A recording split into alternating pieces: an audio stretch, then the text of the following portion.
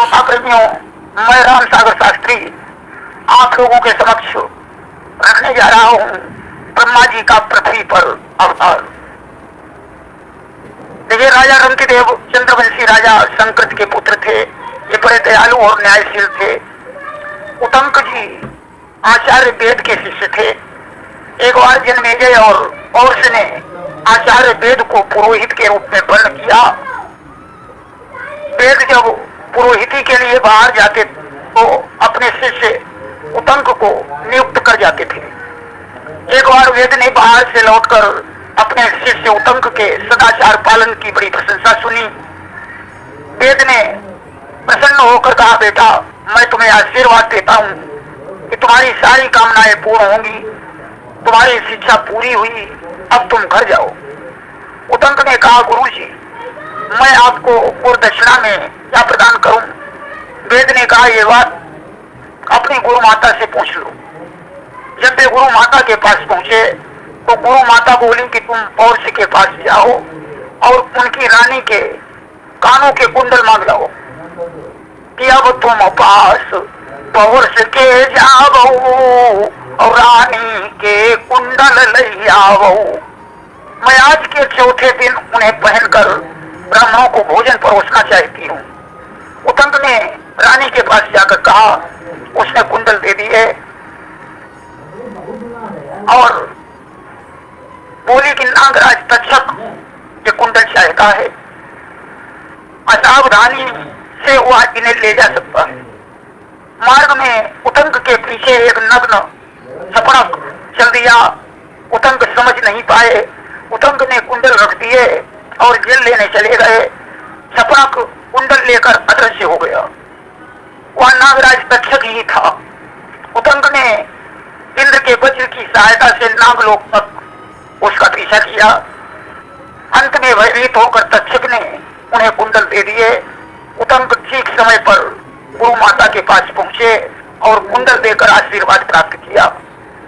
एक दूसरे भक्त भी उतंक मुनि के नाम से प्रसिद्ध हैं। सौवीर नगर में एक सुंदर बगीचा था जिसमें विष्णु का मंदिर था। उतंक रोज उसे पूजा करते थे। एक दिन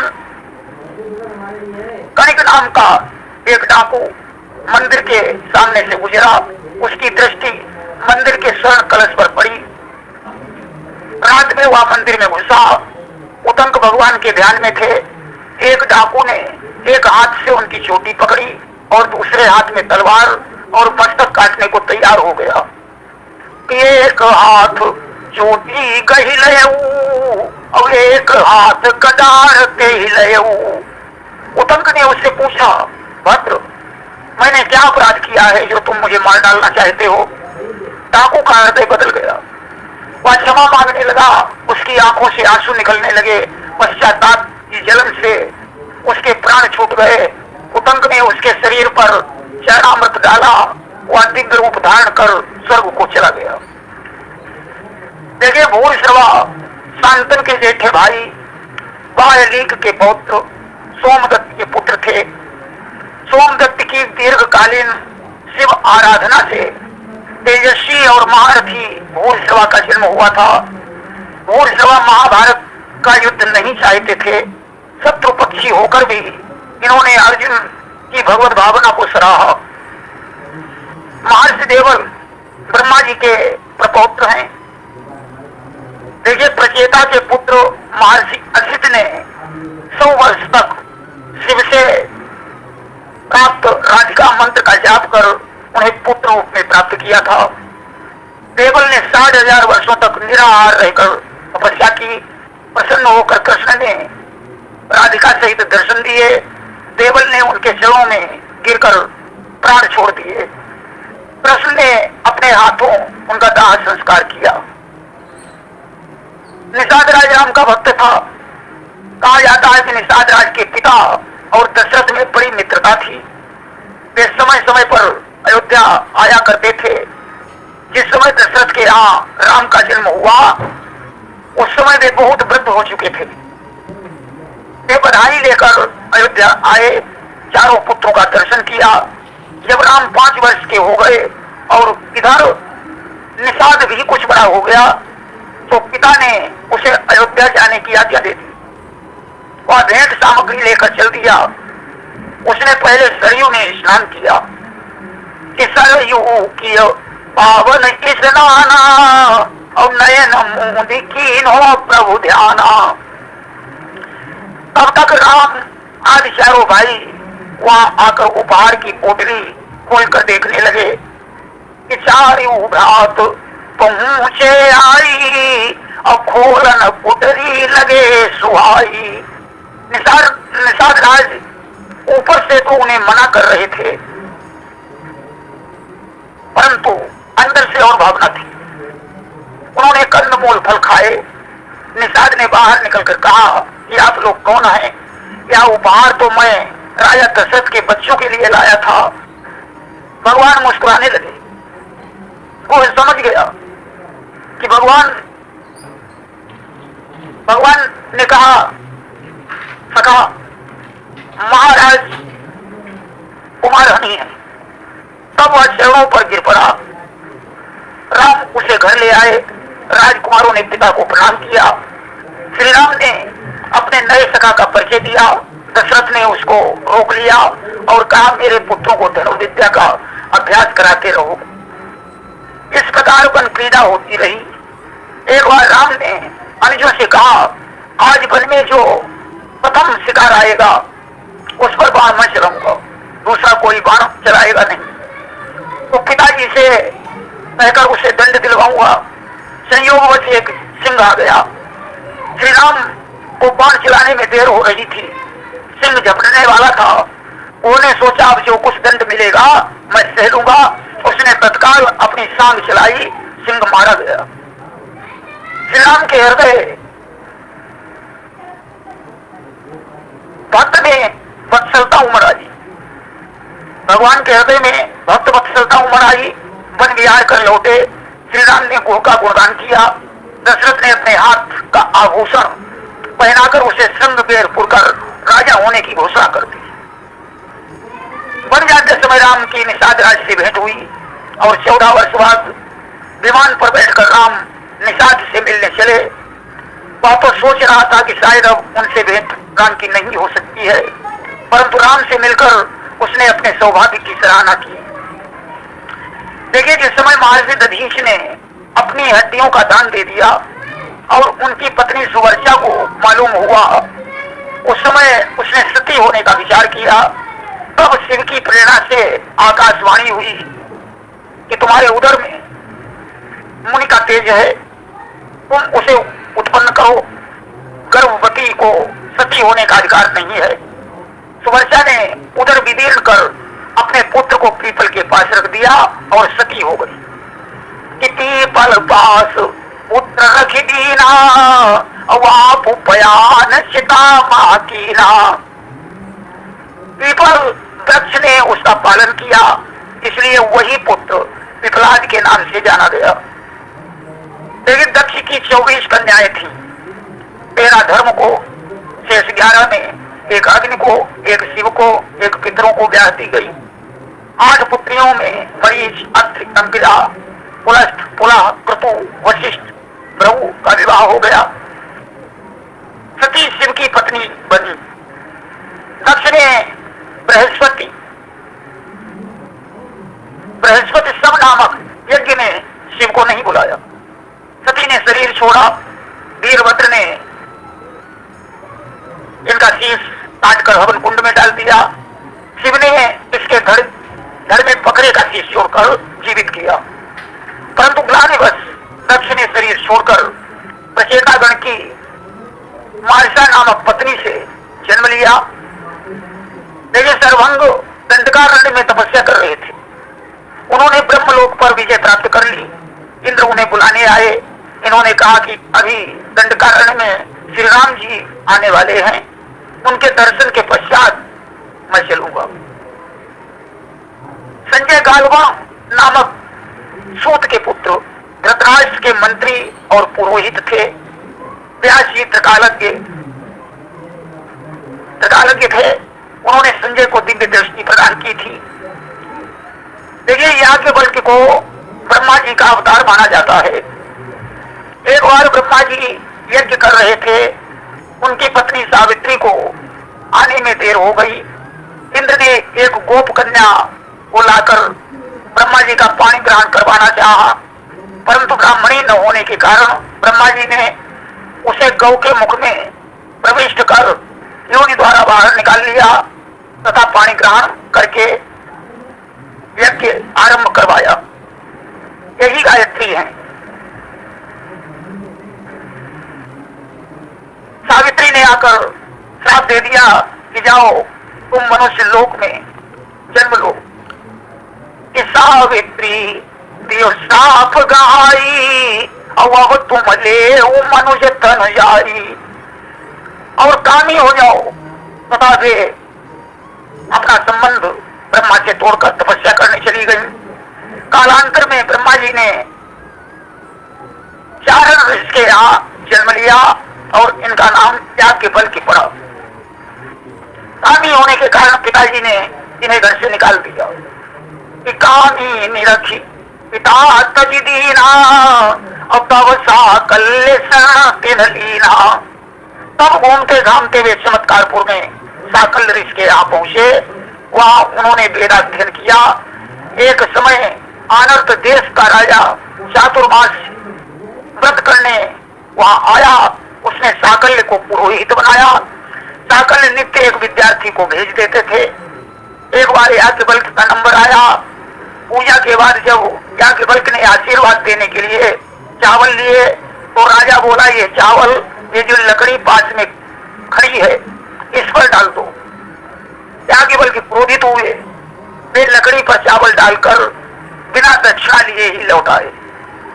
मंत्र के प्रभाव से सूखी लकड़ी में पत्ते निकल आए। अब तो राजा को पश्चाताप हुआ कि यदि ये चावल मेरे ऊपर पड़ते तब तो मैं अजर अमर ही हो जाता। इमाम सिर पड़ते तंदुल जोई अब अजर अमर होते हम सोई। दूसरे दिन उन्होंने साकल्य से कहकर याज्ञवल्क्य को बुलवाया, परंतु याज्ञवल्क्य नहीं गए। राजा अन्य विद्यार्थियों को भेजता रहा। उनसे राजा ने चावल दूसरी लकड़ी पर डलवाए, किंतु वह लकड़ी हरी नहीं हुई। तब वह स्वयं आग्रह करने गया। याज्ञवल्क्य बोले, गुरु जो शिष्य को एक भी अक्षर प्रदान करता है, पृथ्वी पर कोई ऐसा द्रव्य नहीं है जिसे देकर शिष्य पूर्ण हो जाए, परंतु जो अभिमान बस उचित और अनुचित कार्य को नहीं जानता, ऐसे गुरु का परित्याग कर देना चाहिए। अब तुम हमारे गुरु नहीं, मैं तुम्हें छोड़कर जा रहा हूं। तब साकल्य ने अपनी विद्या लौटाने को कहा। उन्होंने अभिमंत्रित जल पीकर वमन कर दिया। वे मूढ़ बुद्धि के हो गए। अब उन्होंने हाथ केसर में जाकर सूर्य की उपासना की। वरदान में चारों वेद पढ़ाने को कहा। सूर्य ने एक मंत्र दिया जिससे उनका सूक्ष्म रूप हो गया। वे रथ के घोड़ों के कान में बैठकर सूर्यदेव से वेद पढ़ने लगे। किया स्वकर्ण तन सूक्ष्म बनाई और विद्या पढ़ने लगे मुनिराई। एक बार वैशंपायन को ब्रह्म हत्या लगी। कारण यह था कि सुमेरु पर्वत पर ऋषियों की एक सभा हुई और कहा गया था कि जो ऋषि उस सभा में भाग नहीं लेगा उसे ब्रह्म हत्या लगेगी। उस दिन वैशंपायन के पिता का श्राद्ध था। वे स्नान के लिए जाने लगे तो एक बालक पर उनका पैर पड़ गया, वह मर गया। अतः वैशंपायन वहां नहीं जा पाए। उन्हें बाल हत्या और ब्रह्म हत्या दोनों लग गई। शिष्य से प्रायश्चित करने को कहा। उनके शिष्य चरकावधर्मों ने हत्या दूर करने वाले व्रत का आचरण किया।